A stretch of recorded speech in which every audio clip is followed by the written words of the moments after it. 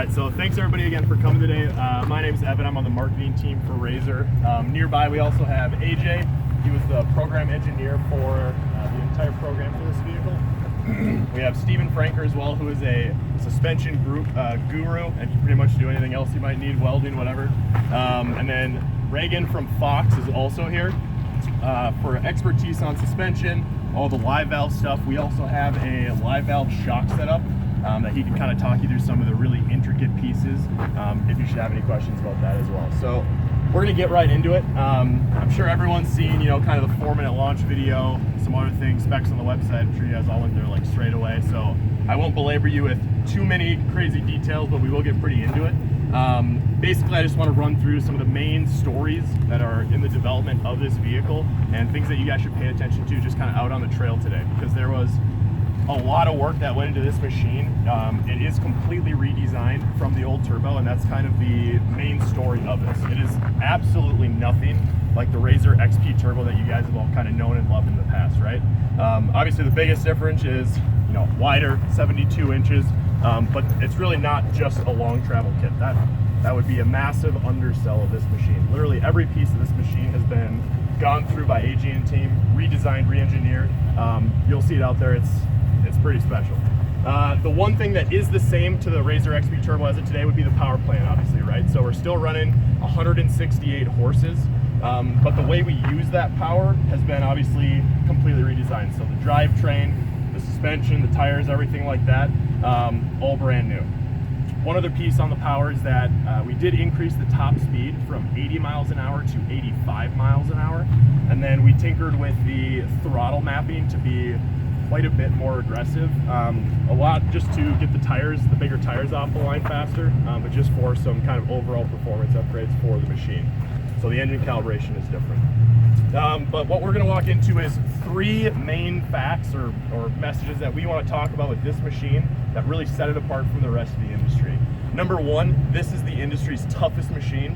Number 2, it has the industry's most capable suspension. And number 3, it has the industry's most evolved cockpit. So let's get right into the toughest.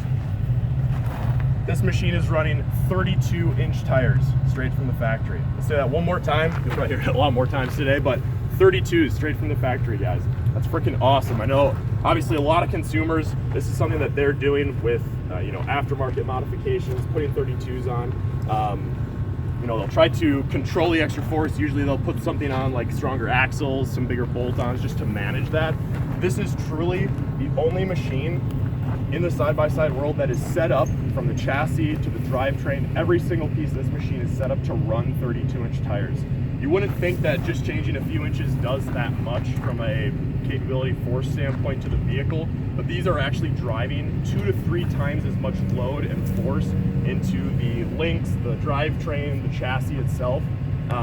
We literally had to reinforce and strengthen basically everything. I mean, you can obviously see the just bigger bars, bigger everything, but trust me, AJ and team, literally they were breaking 6 to 8 parts a day for like 2 years, just going through as we were strengthening and redesigning everything. It's like, okay, chassis has to be stronger, bars have to be stronger, control arms. I mean, you can see it just from the front here. Control arms, way bigger, stronger. They're now high clearance, arched in the front as well, so you have even more clearance. The tie rods, knuckles, sphericals, the bearing carriers. In the back, these trailing arms are 67% stronger than they used to be. We used to have kind of the little 2x4 of metal in the past. These things are machined now, tubular. How badass are these trailing arms? The radius rods, I mean, every piece of the suspension linkage had to be improved. Up at the front, speaking of drivetrain, like I said, axles, prop shafts, all redone. One of the biggest things is the front drive. This front drive is amazing, brand new. It's about, if you set them on a table, 2 times bigger than the old front drive. It's a massive piece of chunky metal. It is actually 3 times higher impact strength, mainly because these tires drive so much force, but it is also rubber mounted. So one of the big detractors to a lot of our customers to off-road is kind of the impact, the pedals, the weird noise and stuff the front drive would make at times being metal to metal with the chassis. Those rubber mounts make this the quietest, smoothest running turbo that you guys are ever going to drive. So I hope you guys can notice or not notice some of that stuff out on the trail today. Quiet. with the tires, so we now are running 16 inches industry-leading ground clearance. Look at the gap between the frame and the ground. You know, the X3 also very wide machine, a little bit lower style. I promise you guys, things that would scrape the bottom of an X3 would be laughed at by this vehicle. The ground clearance on this is insane. Even though we went to new clearance heights, we are actually at the same center of gravity that we were on the Rzr XP Turbo. So it's actually literally within 1% of the old machine. A lot of that is due to a lot of intricate things they did, but a lot of it is due to just the weight of the tires. These things are really beefy, low to the ground, the rotational weight. This thing stays planted. And you know, I can tell you guys if you can believe me or not, but when you get out there, you're gonna feel this thing just absolutely planted to the ground. You know, obviously one of the biggest things with designing this machine for Rzr, you know, we stand for power, suspension, and agility. A lot of our competitors have gone after some of those singular things, you know, power and big travel, and left agility to the side a little bit with longer wheelbases and other design features. We kept a 90-inch wheelbase specifically with this redesign because this is just as flickable as any of our other chassis are. So you can Scandinavian flick them. You know, I'm not telling you to go and do that today, obviously you probably can't. But these are just as agile. They'll cut like a rail, but ultimately still track like a trophy truck and just destroy everything in front of you. Finally, with the toughness, clutching. So we do have, you know, they messed with the weight, the springs, just the calibration of everything, but the clutch box was a massive redesign. So the new design is flowing 80% more air to better targeted locations that were more heat sinked and maybe weren't receiving enough air cooling. We're cooling off the secondary now versus the primary, and then we're actually cooling the inboard side of the belt versus the outboard side. Ultimately, all that mumbo jumbo means we're seeing 20% cooler belt temperatures versus our current Rzr Turbo, which can't do nearly as much or go through nearly as much load and force and heat as this machine will. So what was the percentage on this? Which percentage? 20% cooler belt temperatures. It's awesome. I haven't seen one of these over 200 degrees, and we ran them in Johnson Valley in the summer, and it was very hot. Secondly, industry's most capable suspension. So that's coming from 3 different things. Number 1, smart travel. Number 2, usable travel. And number 3, a shock upgrade. So the first thing is Dynamics Active Suspension. That is the smartest travel in the industry, the only smart travel in the industry. It's awesome. I know some of you guys were here for the Dynamics ride last year. I'm not going to belabor that too much, but obviously tuning on the fly, this thing is the most comfortable machine at slow speeds, small bump compliance, and without having to change your clickers or setup, has all of the stiffness that you would need in a bottom out scenario from a jump or a fall, or a square edge, or anything high speed performance. And all of that happens straight from the seat. You're not getting out, you're not changing clickers. You have comfort, sport, and firm for whatever you would prefer. And then in the background, you always have compression moving for cornering, for braking, for acceleration, and anti-squat when you're in the air. All that stuff happens no matter what. The biggest thing I can tell you for Dynamics is the old Dynamics Turbo, the 64-inch. I used to run that in sport pretty much all the time just because I'm trying to get as much out of that machine as you can from a compression standpoint, comfort every now and then. This machine can run in comfort a lot longer in a lot gnarlier terrain. Eventually you'll get to a point where you bottom it out because it is comfort, and then I would switch to sport for any of those, you know, a little more exuberant driving situations you guys might find yourself in today. But that's smart travel. Dynamics Active Suspension, it's awesome. We're the only ones that have something like this. Number 2, gonna get some questions here probably. Usable travel. So we have an industry-leading 25 front and 25 rear inches of usable travel. This is obviously a new metric that we're kind of bringing to the industry. I've seen some of you guys' reactions already, having some questions about that. In the past, wheel travel, or travel that we've always talked has been the one number kind of to describe suspension, right? So 19 inches front and 21 inches rear of usable travel. That's the mechanical capability of the suspension. So the arc that the wheels move around the pivot points, 19 front, 21 rear. Obviously the Can-Am X3 RS is 22 front and 24 rear. The problem with that is, that they love to talk about their 2 feet of travel in the rear, is that the way, if the frame on an X3 RS was smacked down flat on the ground, you could lift the tires up within the travel of the suspension another 3 to 4 inches, depending on the front or the rear. So kind of doesn't fully represent what you can actually use from a travel standpoint. I don't know how a lot of you drive out there. I personally don't like the frame banging off the ground in really rugged scenarios if I can prevent it, because that means all of that force goes through this very rigid piece of metal directly into the seats, into me.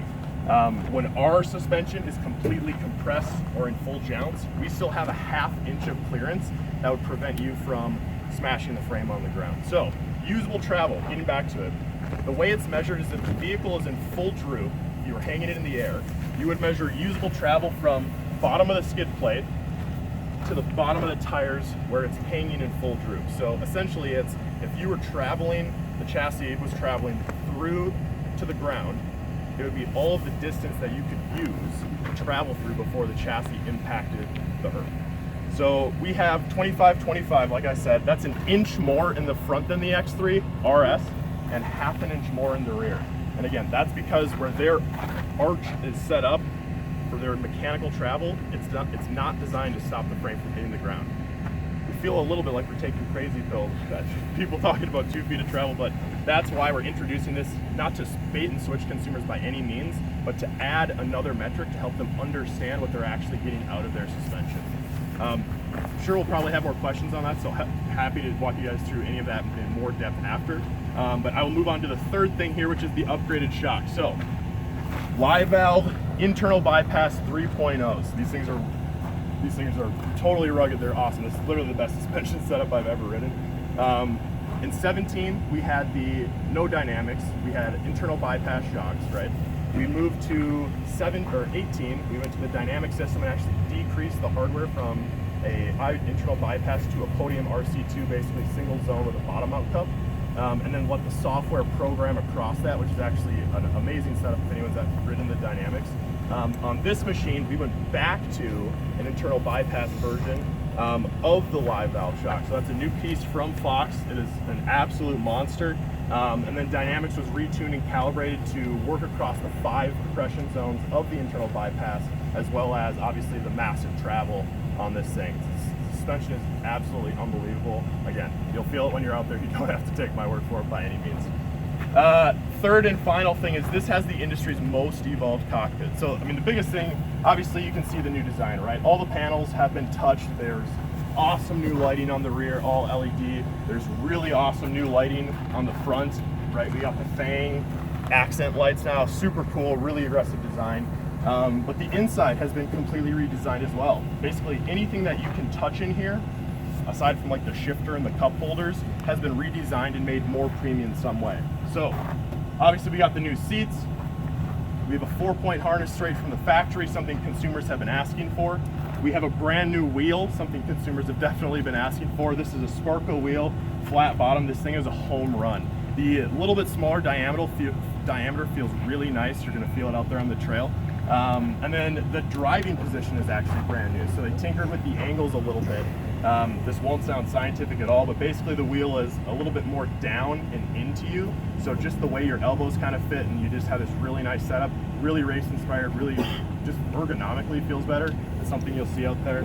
However, with the new driving position, we purposefully kept the seat angle within basically the same realm that it was in the former Rzrs. We like this upright position, right? You get into an Ultra 4 car or a trophy truck, any of the things racing out the Mint, they're not angled back, you know, they want to see what's up there. So kept that, this is the aggressive driving position, and then as well with the design, the hood was kept in a certain sculpted way, so you don't lose or compromise on any of the sight lines that Rzr customers would know and love.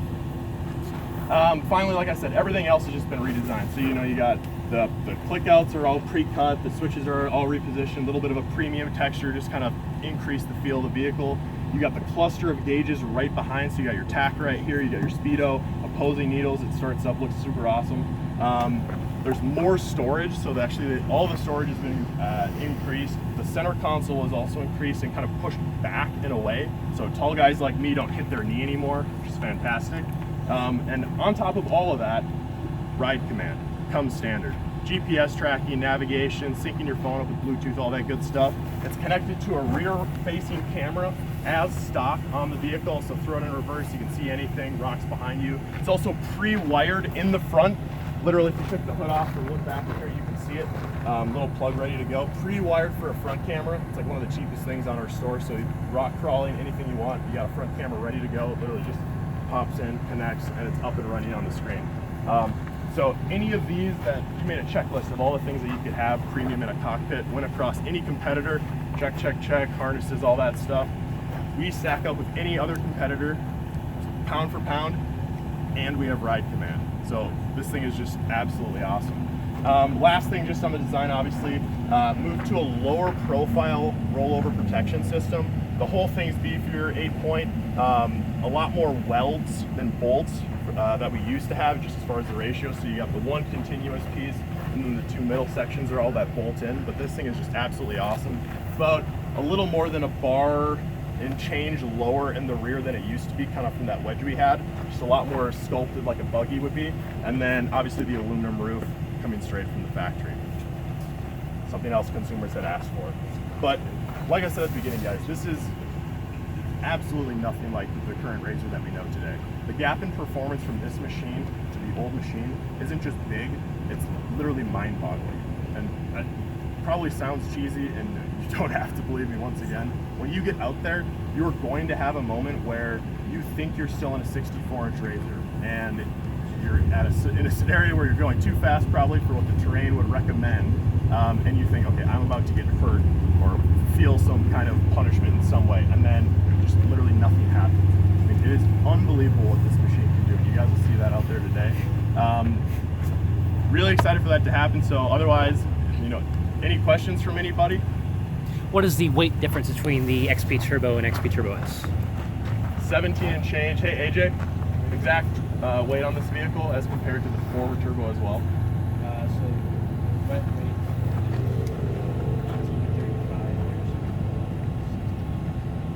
1835 versus 1620? About 200 pounds. Okay. It's a 9-gallon tank, right? Same fuel tank, yep. Same range, roughly? Yes.